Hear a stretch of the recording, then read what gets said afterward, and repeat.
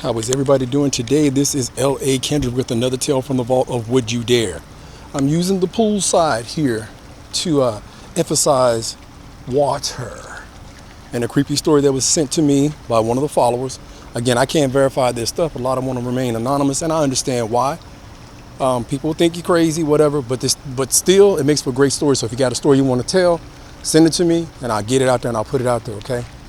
And remember, we do this on the fly, one take.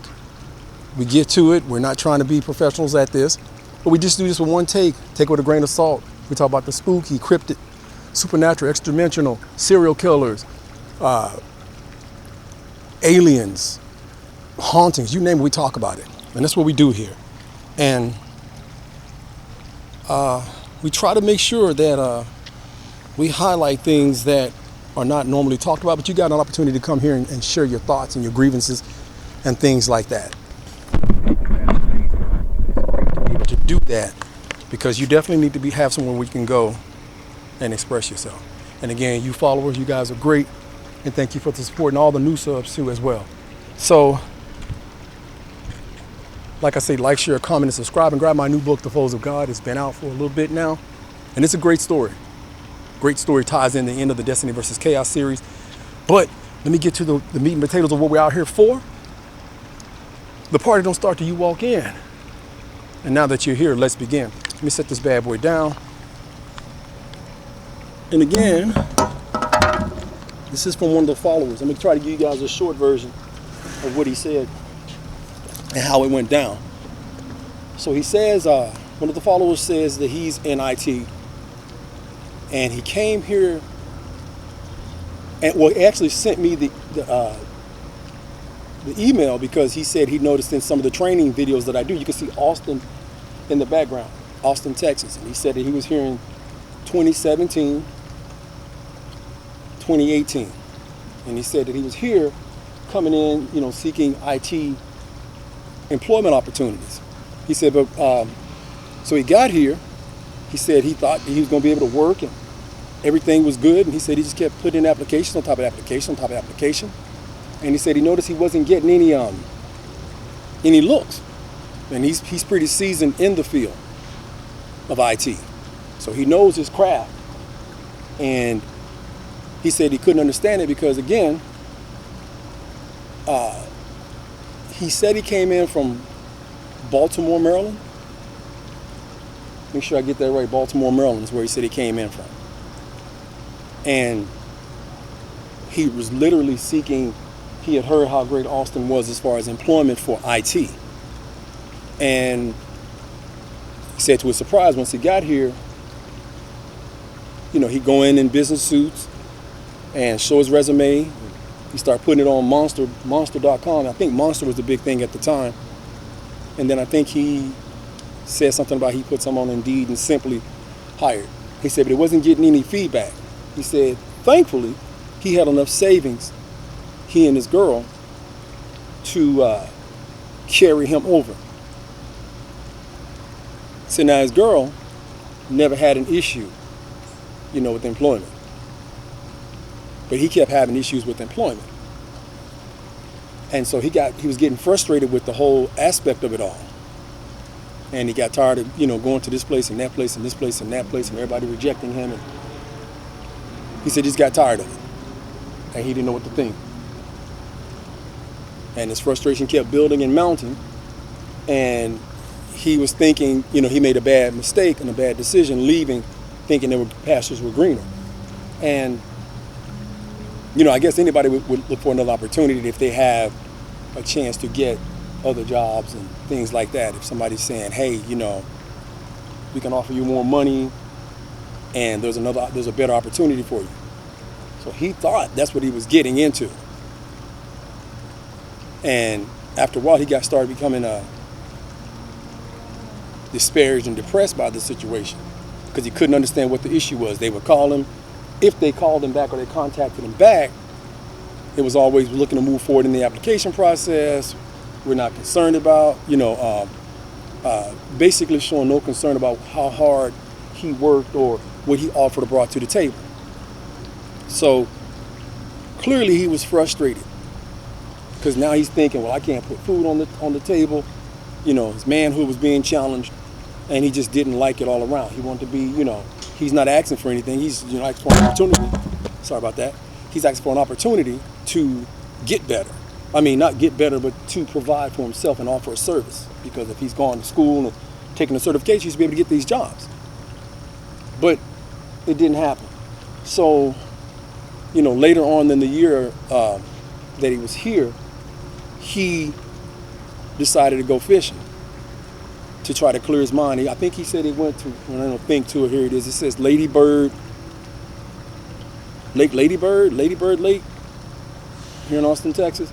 So he got a boat and he went really early in the morning, like 4:30, 4:45.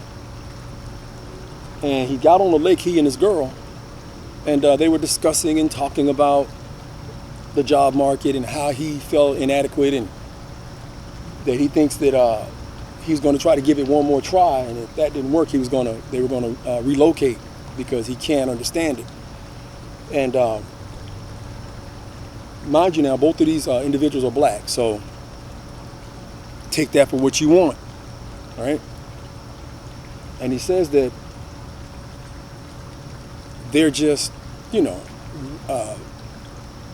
looking at the stars because the stars are still out, and you know, you can see some tree line, you can see shoreline and trees, of course, on the side, as you know, after he got the boat into the lake, and they're doing their thing. And he casts his fishing line in, and again, I don't know much about fishing because I'm not a fisher. I don't fish, so, but I hear it's pretty relaxing. So he's out there relaxing, he and his girl, and she's trying to console him, letting him know, hey, everything's gonna be all right. And then they hear a loud thump on the side of the boat. And then they're looking around, they could hear like movement in the water. And then for a minute they thought the fish were jumping. But they had been out there, you know, a little bit, and, you know, not very long, maybe 30, 45 minutes, and nothing that actually, you know, had been biting. And so something hits the boat again. And he's, you know, they're both like, okay, that's a louder thump than fish. And he's looking around, he turns on his headlamp that he has, and he's looking around in the water, and he can see a dark figure darting around the boat. As soon as he shines his light, it just darted away from the boat. And his girlfriend gets scared.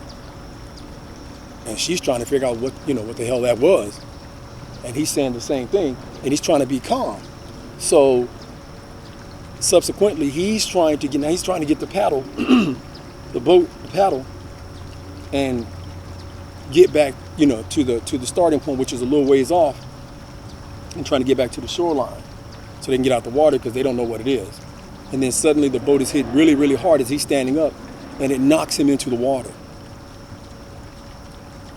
And the girlfriend is panicking, he's panicking. Good thing for him, he had a life jacket on. And he's trying to figure out what's going on. So he says, as he's swimming, trying to get back into the boat, he says something grabs him by the leg and pulls him down. He said he couldn't make out what it was, and at this point, the headlamp goes dark because it's underwater, submerged, and it's not waterproof, and all he could do is kick and try to get the thing off of him, whatever it was. He said it felt like a hand wrapped around his leg, so he's kicking, trying to get it off. And as he does this, it releases him. Whatever it was releases him. He jumps back on the boat, gasping for air. His girlfriend is in clear panic mode. And then he says, you can see a dark figure. You can see a hand reach up on the boat and start rocking the boat, and it tries to get up into the boat as well. And he said when it does this, he takes the paddle and starts hitting the thing across the head, or what he perceived was the head. And he hit it hard enough, let out a little shriek, and it let go.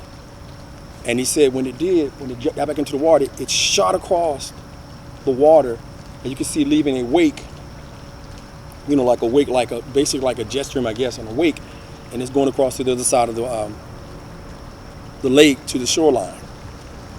And he said there was some trees there, and he said when he saw it, he said it jumped up, and you could hear it running on. You could see it running and hearing it on two legs, crash through the shrubbery. I mean, I guess when he said crash through, I guess I don't think meaning like bulldozer type sounds, but he said it was just running through the trees and the woods.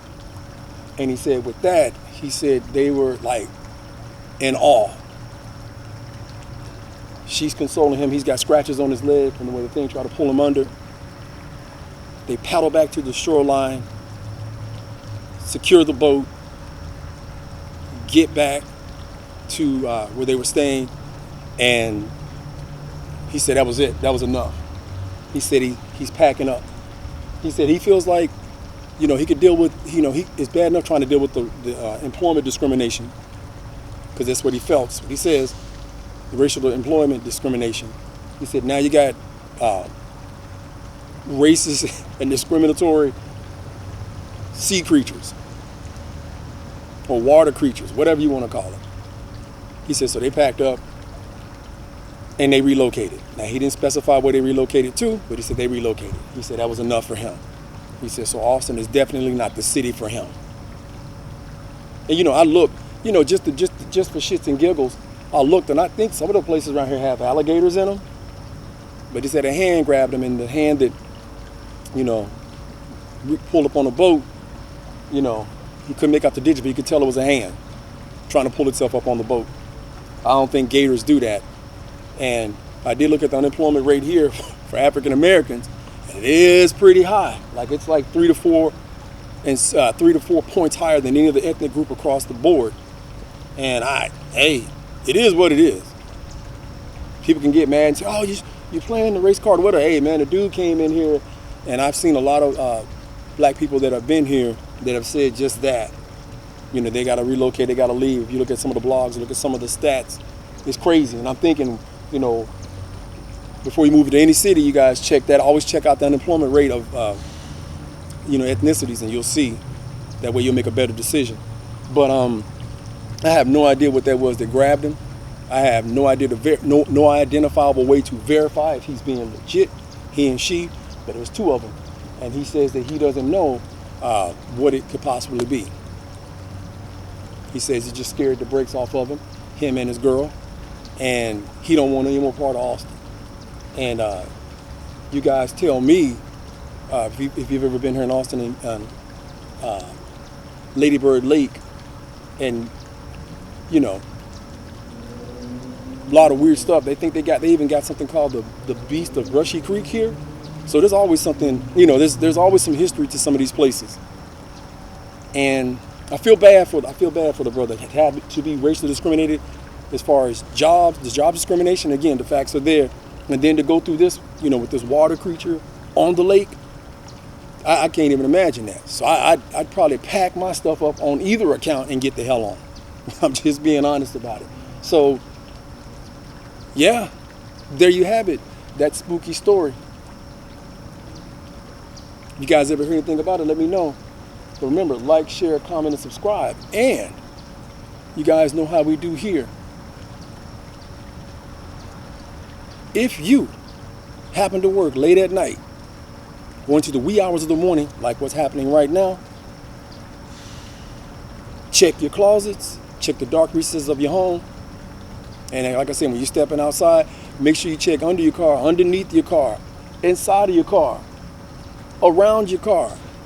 Make sure you are mindful of your surroundings, because you never know what's lurking in the dark waters, waiting to make you a story. And this has been L.A.KENDRICK with another tale from the vault of Would You Dare. And until next time, you guys know how we do it. You guys be safe. And please, fill in the rest. Hit that notification bell also to get these stories exclusively and first run.